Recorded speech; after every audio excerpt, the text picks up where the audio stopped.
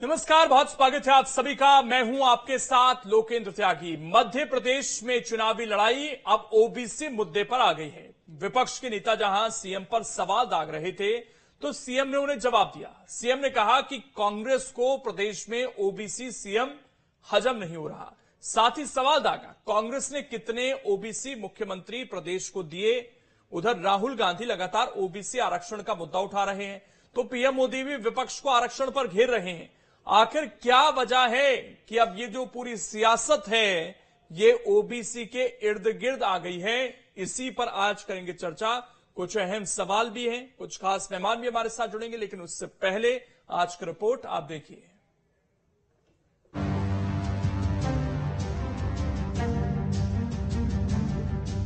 चौबीस की चुनावी लड़ाई अब जाति और आरक्षण पर आ गई है।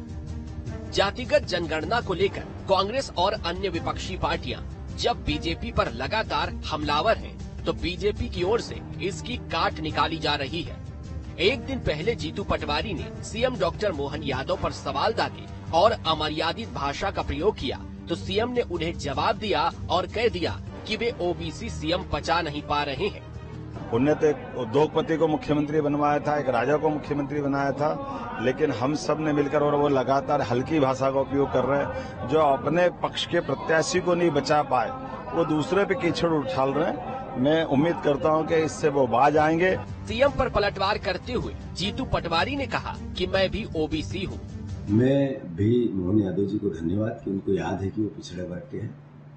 उनको याद होना चाहिए पिछड़े वर्ग की सबसे ज्यादा लड़ाई राहुल गांधी लड़ रहे हैं। राहुल गांधी जब कास्ट की जनगणना की बात करते हैं तो क्या मोहन यादव उनसे सहमत है या असहमत? पहले तो ये उत्तर दें। जहां तक मेरा प्रश्न है, मैं भी ओबीसी वर्ग से ही आता हूँ। इन बयानों से साफ है कि अब प्रदेश में ओबीसी पर चुनावी लड़ाई शुरू हो गई है, लेकिन इसकी बिसात पहले से ही बिछाई जा चुकी है। क्योंकि जब जब राहुल गांधी मध्य प्रदेश आए, उन्होंने जाति जनगणना पर जोर दिया और ओबीसी आरक्षण पर केंद्र सरकार को घेरा। राहुल जाति जनगणना से समाज के एक्सरे करने की बात कह रहे हैं। अगर आप रिजर्वेशन के खिलाफ हो तो आपको ना अग्निवीर योजना लानी थी, ना प्राइवेटाइजेशन करना चाहिए, ना आपको ठेकेदारी प्रथा लागू करनी चाहिए। ये सब के सब काम रिजर्वेशन के खिलाफ काम करे जा रहे हैं। यानी कि राहुल का दांव ओबीसी वर्ग को साधना है, तो दूसरी ओर बीजेपी भी अब आरक्षण के मुद्दे पर कांग्रेस पर हमलावर है। पीएम मोदी समेत बाकी सभी बीजेपी के नेताओं ने आरक्षण की पिच पर ताबड़तोड़ बैटिंग शुरू कर दी है। पीएम मोदी चुनावी सभाओं में कांग्रेस पर निशाना साध रहे हैं। पीएम कह रहे हैं कांग्रेस धर्म के आधार पर आरक्षण को बांटना चाहती है। उन्होंने कहा कि जब तक मैं जिंदा हूँ, SC, ST, OBC आरक्षण मुस्लिमों को नहीं देने देंगे।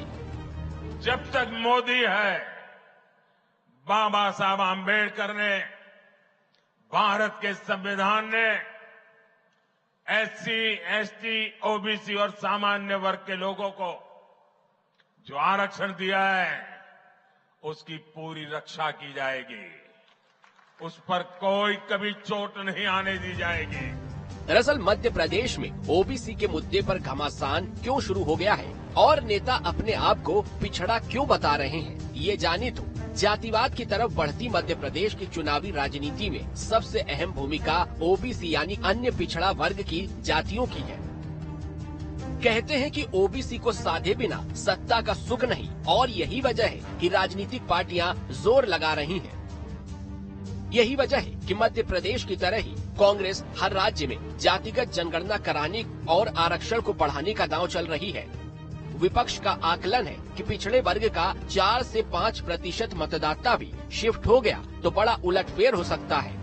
अब ये जाने कि राहुल गांधी और कांग्रेस के नेता बार बार जाति जनगणना की बात क्यों कर रहे हैं। यही वजह है कि विपक्ष बार बार जाति जनगणना का मुद्दा उठा रहा है और जिसकी जितनी हिस्सेदारी उसकी उतनी भागीदारी की बात कर रहा है कि ओबीसी आरक्षण और जाति जनगणना पर कांग्रेस भले ही फोकस करे, लेकिन हाल ही में हुए विधानसभा चुनावों में जनता पर कांग्रेस के इस दांव का कोई असर नहीं हुआ था और जनता ने कांग्रेस को नकार दिया था। फिलहाल अब देखना होगा आरक्षण के मुद्दे का लोकसभा चुनावों में कितना बड़ा असर पड़ेगा। जातिगत जनगणना की बात कर रही कांग्रेस के वादों पर जनता एतबार करेगी या फिर वोटर बीजेपी के विजय रथ को ही आगे बढ़ाएंगे? Team news state.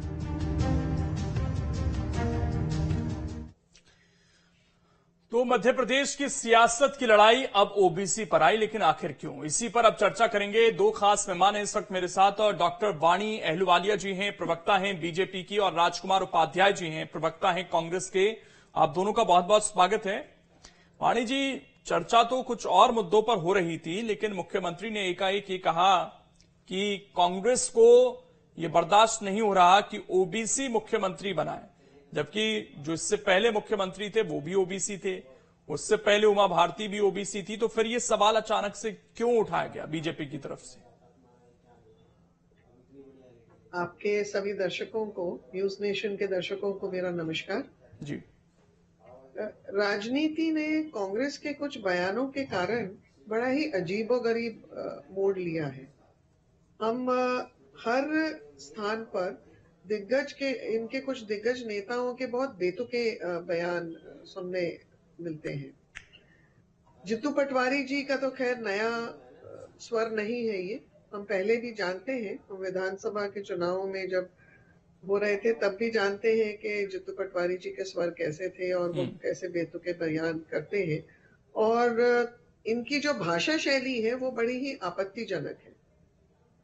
जो माननीय मुख्यमंत्री जी का बयान है जिस पर उन्होंने टिप्पणी की है, तो ये भी उसी संबंध में है, क्योंकि भाषा शैली और जिस रंग ढंग से एक अपनी बात रखी जाती है वो बहुत ही शर्मनाक है और बहुत ही ओछी राजनीति दर्शाते हैं ये राज्य अध्यक्ष जो है कांग्रेसी। इसके अलावा मुझे ऐसा लगता है कि इनकी जो बेबसी है, क्योंकि ना तो ये अपने नेता रोक पा रहे हैं, ना ही अगर शुरू से हम देखें तो मुश्किलों से घिरा हुआ है इनका लोकसभा का राजनीतिक सफर। इनके पास ना तो नेता मिल पा रहे थे जो प्रत्याशी के रूप में ये लोग घोषणा कर पाए। देर दुरुस्त जैसे तैसे इन्होंने कुछ लोगों को तैयार किया जो हो सकता है third line fourth line candidates थे, इनके स्टैंड बाइज थे, तो वहां भी मनमुटाव हुआ।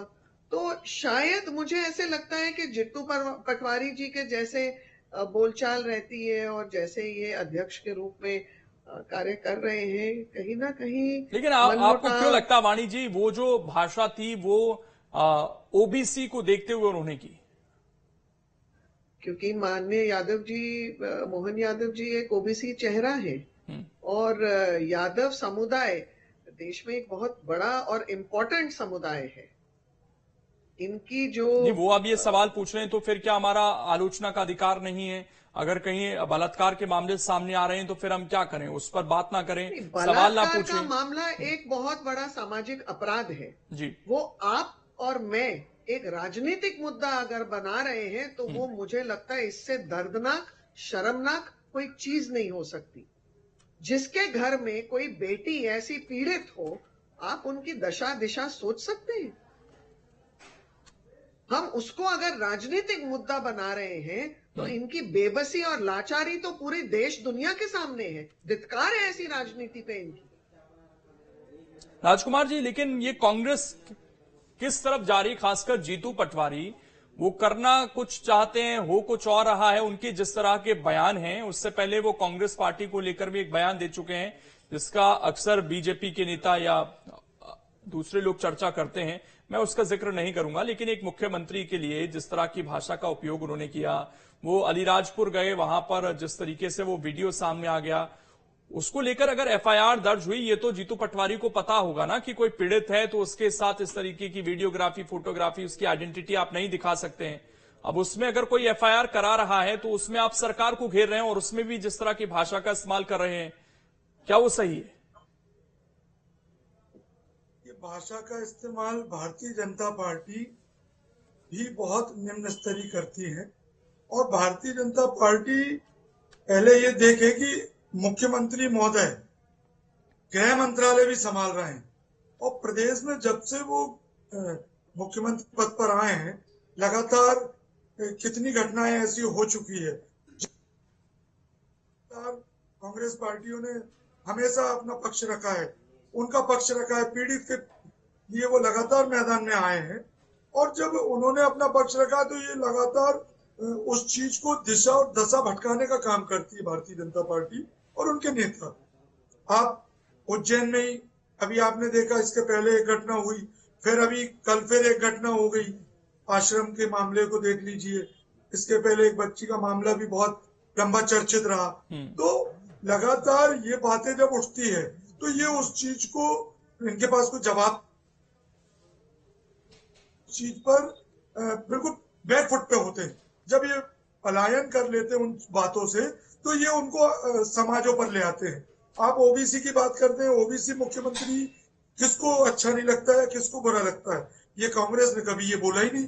कांग्रेस तो सर्वजन हिताय सर्वजन सुखाय के साथ शब्द क्या थे वो तो आपको पता ही होगा ना बेहतर तरीके से, कि चुल्लू भर पानी में डूब मरना चाहिए। एक मुख्यमंत्री के लिए, एक सरकार के लिए इस तरह का बयान देंगे? आपके तो प्रदेश अध्यक्ष हैं, बहुत बड़े ओहदे पर हैं, पिछड़ा वर्ग से है। और हमने उप मुख्यमंत्री माननीय स्वर्गीय सुभाष यादव जी को दिया, वो भी पिछड़ा वर्ग से थे।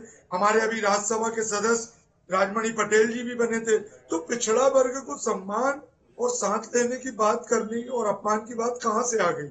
ये तो एक मुद्दे की बात है कि जब पीड़ित की न्याय की बात होती है तो आप उस चीज के लिए अपना बयान दें। आप तो ना ब्रजभूषण सिंह पर पहले बोल पाए, ना अभी कर्नाटक के मामले में। तो बीजेपी ने क्या ये कहा कि हम जो दुष्कर्म के मामले सामने आ रहे हैं उसमें कार्रवाई नहीं करेंगे? क्या मुख्यमंत्री ने ऐसी कोई बात कही? उन्होंने ये भी नहीं कहा कि मैं तत्काल कार्रवाई कर रहा हूं। अगर इस प्रकार के मामले आ रहे हैं, पीड़ित परिवार के पास अगर प्रदेश कांग्रेस अध्यक्ष पहुंच रहे हैं तो उसको भी आपको एक संवेदनशीलता के रूप में लेना चाहिए। कैसी संवेदनशीलता थी कि वो वीडियो सामने आ गया, इधर आपके विधायक बैठे हैं, इधर जीतू पटवारी बैठे हैं, बीच में उनकी माताजी बैठी हैं। ये भी हो सकता है एक राजनीति हुई हो, क्योंकि भारतीय जनता पार्टी राजनीति करने में माहिर है।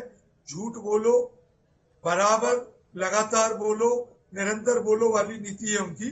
वो स्थानीय मुद्दों पे, चुनावी मुद्दों पे ध्यान भटकाना चाहती है। जो अच्छा, जब जीतू पटवारी वहां गए मिलने तो बीजेपी के नेता भी साथ में गए थे। किसी ने कर दिया हो, कोई दूसरा आया हो, नहीं तो जीतू पटवारी को तो पता होगा ना कौन कौन लोग वहां पर मौजूद थे। राजनीति में सब संभव है। देखिए आप कि जब ये प्रत्याशी को भी ले जाकर अपने साथ फार्म उठवा सकते हैं। मैं तो ये जानना चाहता हूँ, जब जीतू पटवारी वहां पर गए तो लिमिटेड लोग ही थे, उनको पता होगा कि कौन कौन लोग थे, उनमें क्या कोई भाजपा का भी था वहां पर? बिल्कुल कोई हो सकता है, क्योंकि उसमें कोई दो मत नहीं कि आपके किसी दूसरी पार्टी के विपक्षी दल ने वहां से ये करके और षड्यंत्र रच सकते हैं। लेकिन चूंकि वो मामला ऐसा है कि अब कोर्ट में पहुंचेगा न्यायालय, उसमें FIR भी हुई है, तो जब कोर्ट में मामला है तो फिर जीतू पटवारी ये क्यों कह रहे हैं कि ये षड्यंत्र है हमारे खिलाफ, हम मामले उठाते हैं तो हमारे ऊपर FIR हो रही है? अभी आपने इस बात को स्वीकार कर लिया ना कि कोर्ट में अब मामला है, FIR हुई है। अगर उसमें जीतू पटवारी का हाथ नहीं है तो वो जाहिर बात है बच जाएंगे वहां से। कोर्ट का तो भरोसा है, अगर इलेक्टोरल बॉन्ड का मामला सामने आया तो वो कोर्ट से ही आया ना सर, जिसको आप पूरे चुनाव में उठा रहे हैं। तो जीतू पटवारी जी ने भी कोई, या विक्रांत भूरिया जी ने FIR का विरोध कहाँ किया? उन्होंने उनका पूरा बयान इसी पर था सर, अगर आपने सुना। उन्होंने कहा कि हमारे ऊपर FIR होती है, शर्म से डूब मरना चाहिए सरकार को, मुख्यमंत्री को। ये उन्होंने रेफरेंस उन्होंने FIR करवाने पर ये कहा है कि हम पर FIR करवाते हैं, लेकिन जो घटनाएं हो रही है उन पर संज्ञान लेने के लिए सरकार और मुख्यमंत्री क्यों असंवेदनशील है? किस प्रकार लगातार ये घटनाएं हो रही है? आपके गृह क्षेत्र में हुई है, कितनी बड़ी 2-2, 3-3 घटनाएं हुई। प्रदेश में एक घटना नहीं है, लगातार होती जा रही है। आप उनके मुख्यमंत्री काल से लगातार उठा के देख लीजिए, घटनाएं लगातार बढ़ रही है। ठीक, मैं जो आप सवाल उठा रहे हैं, आपने शुरुआत में जो बात कही, मैं वाणी जी से वो पूछता हूं कि वाणी जी, क्योंकि कांग्रेस इस मुद्दे को लगातार उठा रही थी, आरक्षण का मुद्दा लगातार उठा रही थी, और अभी हाल फिलहाल में हमने देखा कि प्रधानमंत्री नरेंद्र मोदी ने भी उसको लेकर कहा, तमाम मुख्यमंत्री इस बात को कहते हैं कि हम नहीं हटाएंगे। क्या इसीलिए उसे जानबूझकर जोड़कर ओबीसी आरक्षण से पेश करने की अब कोशिश की गई वहां पर बीजेपी की तरफ से? भाई साहब, ऑडियो गायब हो गया था, आपको कृपया प्लीज रिपीट करना पड़ेगा। मैं ये पूछ रहा हूं कि कांग्रेस ये कह रही है कि आप जानबूझकर मुद्दे को भटका रहे हैं, जब जानबूझकर उसे ओबीसी से जोड़ रहे हैं आप। बिल्कुल नहीं। पहली बात तो वहां हम कोई साथ में तो गए नहीं थे जितू पटवारी के, जो ये पहले बोल रहे थे ना बयान में। तो हम हर चीज जो ये खेदे करें हम उसके लिए रिस्पॉन्सिबल है, वो तो पॉसिबल नहीं। वो तो मैंने पूछ लिया सवाल उनसे। और दूसरी चीज, ये मुद्दों पे ना राजनीति नहीं होनी चाहिए। रेप विक्टिम्स और ये जो बहुत पीड़ित विक्टिम्स हैं, और दक्षिण भारत में, अब मैं आपके मुद्दे पे आती हूँ, जो दक्षिण भारत में इन्हीं के साथी गण हैं जिन्होंने ओबीसी का 4% का रिजर्वेशन मुस्लिम्स को दिया है। तो मैन्युपुलेशन, कोटेबाजी में कांग्रेस की पुरानी नीति है। बोलते कुछ है, करते कुछ है। वायदा खिलाफी का इनका पुराना षड्यंत्र हमेशा होता है। मोदी जी ने बहुत स्पष्ट कर दिया है, एससी, एसटी और ओबीसी के तर्ज पर, उनके कॉस्ट पर कोई भी रिजर्वेशन के साथ छेड़छाड़ नहीं किया जाएगा। और ये जो संविधान की दुहाई देकर ये बातें कहते हैं ये मंच से, तो मैं इतना भी आपके टीवी चैनल के माध्यम से बताना चाहती हूँ, 100 से ज्यादा संविधान में जो संशोधन किए थे वो इन्हीं के, तो कांग्रेस पार्टी के ही तो पूर्वज दिग्गज थे। आज अगर मतलब एक चीज आप मुझे जरा बताइएगा कि अगर कहीं ऐसा प्रदेश जहां पर बीजेपी की सरकार नहीं है, मान लीजिए अभी पश्चिम बंगाल में जो हो रहा था वहां पर, क्या बीजेपी उस मामले को नहीं उठा रही थी? क्या वहां पर आप संवेदनशीलता बरत रहे थे? क्या विपक्ष में होने के नाते आपने वहां अपनी जिम्मेदारी नहीं समझी थी कि इस तरह के मामलों को उठाना चाहिए? संदेश खाली को में जो हुआ वो एक सामाजिक, पूरे समाज को इन्वॉल्व करके महिलाओं के प्रति जो प्रताड़ना हो रही थी और जो एक सार्वजनिक मामला, तो वो भी संवेदनशील हुआ ना? बीजेपी नहीं, पर बीजेपी ने वहां तो हर गली मोहल्ले में हो रहा था। हाँ। वो एक राजनीतिक उपयंत्र है, वहां पे राजनीतिक षड्यंत्र है। ये एक सिंगल्ड आउट मामला है मध्य प्रदेश में। जो बंगाल में हो रहा है वो तो हर गली कूचे में हो रहा है। आपने वो देखा है ना, एक कार्यकर्ता को कैसे सरेआम फांसी लगा दी। आप देख सकेंगे वैसे की वीडियोस। ठीक है। इससे पहले निर्भया का मामला भी दिल्ली में सामने आया था, उसमें पूरे देश में हमने देखा था हम लोगों को कि किस तरीके से विरोध प्रदर्शन हुए थे। तो दिल्ली का मामला भी हमारे सामने था, निर्भया का मामला भी था हमारे सामने। निर्भया का मामला था, इसीलिए निर्भया के मामले के बाद इतने सारे संशोधन हुए हैं पॉस्को एक्ट्स वगैरह में। नहीं तो उसने विपक्ष ने उस समय उठाया ना उस मामले को। उस समय तो केंद्र में कांग्रेस की सरकार थी। देखिए, विपक्ष ने उठाया था उस मामले को, इसीलिए इतने संशोधन हुए थे और रिफाइनमेंट हुई है पॉस्को में। आप कभी एक रेप विक्टिम को मिले हैं? आप समझ सकते हैं कि उसकी पुलिस और प्रशासन की कार्रवाई कैसे होती है, कोर्ट में वो जवाब कैसे देती है। नहीं ठीक है, वो बहुत संवेदनशीलता हो जाती है वहां पर, और इसीलिए उनकी आइडेंटिटी ये सारी चीजें नहीं होनी चाहिए। उसको लेकर कोर्ट उसके वीडियोस बिल्कुल क्लोज्ड कैमरा में करता है। बिल्कुल वो होना भी चाहिए। कोई ट्विटर में उसको हम लीक थोड़ी कर देते हैं वहां पे। ठीक। मैं एक डॉक्टर इस पर मैं जवाब लूंगा इस पर। राजकुमार जी से लेकर प्रकाश जी हमारे साथ जुड़ गए, थोड़ा देर से जुड़े। प्रकाश जी, बहुत स्वागत है आपका इस चर्चा में। और जिस तरीके से मुख्यमंत्री को लेकर जीतू पटवारी का बयान आया, उसको ओबीसी से जोड़कर मुख्यमंत्री ने कहा कि इन्हें एक ओबीसी मुख्यमंत्री बर्दाश्त नहीं हो रहा। सर, ये अब किस तरफ चुनाव जा रहा है? इस बयान के क्या मायने हैं और कांग्रेस क्या खुद सेल्फ गोल करने में लगी हुई है? देखिए, क्या है, ओबीसी एक इस समय देश की राजनीति का बड़ा भारी मुद्दा है, क्योंकि वो बहुसंख्यक मतदाता के रूप में सामने आते हैं ओबीसी समाज के लोग। तो उस समाज को अपना वोट बैंक बनाने के लिए सभी राजनीतिक दल अपने अपने स्तर पर प्रयास करते हैं। और जो मध्य प्रदेश में डॉक्टर मोहन यादव को मुख्यमंत्री बनाया गया है, उसके पीछे भी एक बड़ा फैक्टर यही था ही कि वो ओबीसी वर्ग से आते हैं, और खासतौर से ओबीसी का जो फ्रंटियर वर्ग है यादव समाज से आते हैं, जिसका असर बिहार और उत्तर प्रदेश और अनेक राज्यों में बड़े संख्या में है।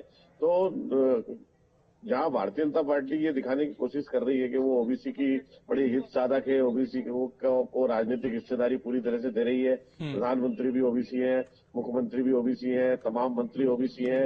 वहीं कांग्रेस पार्टी पूरी कोशिश कर रही है कि जो उसका अपना ओबीसी वोट बैंक है वो किसी तरह से बीजेपी में शिफ्ट ना हो जाए, क्योंकि बीजेपी जिस तरह से ओबीसी को महत्व दे रही है उससे ओबीसी के सारे बड़े नेताओं को, जो प्रभावशाली ओबीसी के नेता है दूसरे दलों में, उनको ऐसा लग रहा है कि भारतीय जनता पार्टी की छत्र छाया में उनका राजनीतिक भविष्य उज्जवल हो सकता है, और वो लगातार जा रहे हैं भारतीय जनता पार्टी में।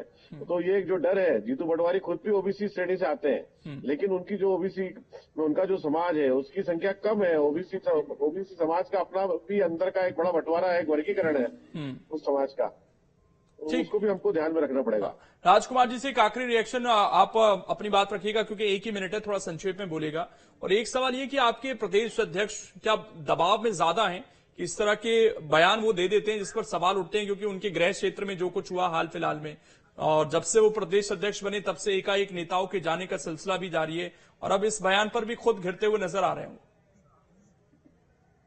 देखिए, जाने आने का सवाल तो आप लगातार देख रहे हैं, पूरे देश में इन्होंने ये काम करके रखा है, और एक न्यू ज्वाइनिंग टोली नाम का इन्होंने एक संगठन बना दिया है। तो ये तो इनकी खुद की दबाव की राजनीति है, ये डर दिखा के, भय दिखा के, FIR करवा कर, तो ये तमाम परिस्थितियां उत्पन्न करने के बाद ये स्थिति कर रहे हैं कि लोकतंत्र की हत्या करने पर ये उतारू हो चुके हैं। संविधान को बार बार बदलने के लिए 400 पार की बात करते हैं कि हमें 400 सीट दीजिए। 400 पार क्यों? क्योंकि आपको समय इतना ही मैं रोक रहा हूं सर, आपको मैं इससे आगे कंटिन्यू नहीं कर पाऊंगा। बहुत शुक्रिया, आप तीनों जुड़े और इस चर्चा का हिस्सा बने। लेकिन ओबीसी एक बार फिर से प्रदेश में मुद्दा गरमाता हुआ नजर आ रहा है। मुख्यमंत्री ने इसको एक नए रूप देने की कोशिश की है, और अब ऐसा लग रहा है कि तीसरे और चौथे चरण में ये मुद्दा और ज्यादा फिलहाल गरमाएगा। छोटा सा ब्रेक, खबरें लगातार जारी है।